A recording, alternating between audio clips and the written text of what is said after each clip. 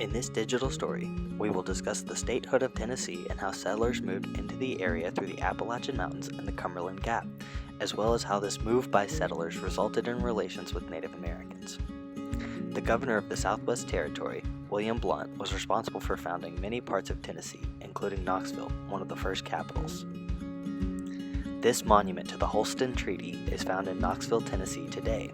Blount was pivotal in negotiating this treaty with Cherokee Indians to push them south towards Georgia.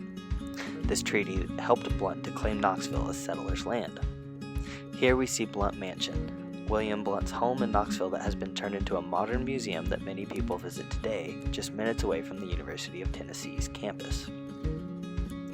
Many early settlers built houses and log cabins in early Tennessee wherever they could find a spot they found comfortable, which was troublesome to Native Americans that thought of the same land as their home.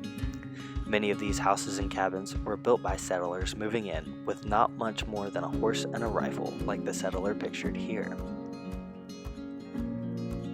This is one of the earliest depictions we have of Knoxville, Tennessee, and particularly the University of Tennessee on what we know today as the Hill.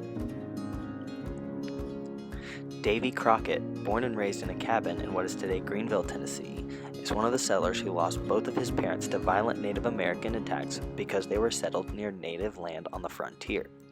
Davy fought in many Tennessee militias and eventually held state political offices. Unfortunately, there were many meetings between Tennessee representatives and Native American tribes that are not all documented and were not always friendly, some meetings in the form of small battles and fights. Andrew Jackson was another famous Tennessean, also raised in Greenville, serving as the 7th President of the United States, pivotal in frontier settlement and treaties with natives. Jackson was no friend, however, to Cherokee, Chickasaw, Creek, or Choctaw Indians, instrumental in removing each tribe from their property and eventually the state. This action is known as part of the Trail of Tears.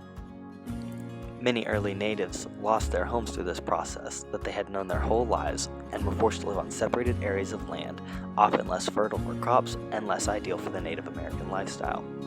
This monument to the act is found in McNairy County in West Tennessee today to commemorate and remember this sad part of our history.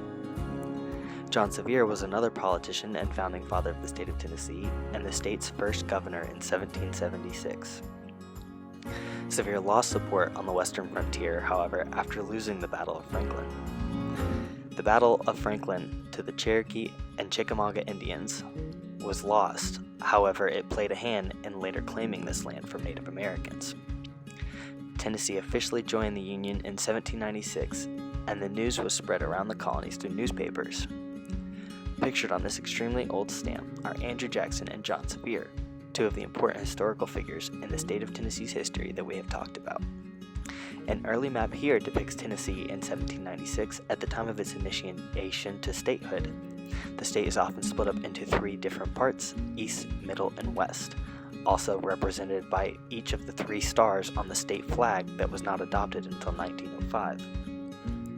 Today, we learned about the founding of the state of Tennessee, how settlers went about claiming the land and founding territory against the will of the Native Americans, and eventually removed many of the Native Americans from what they thought of as their home.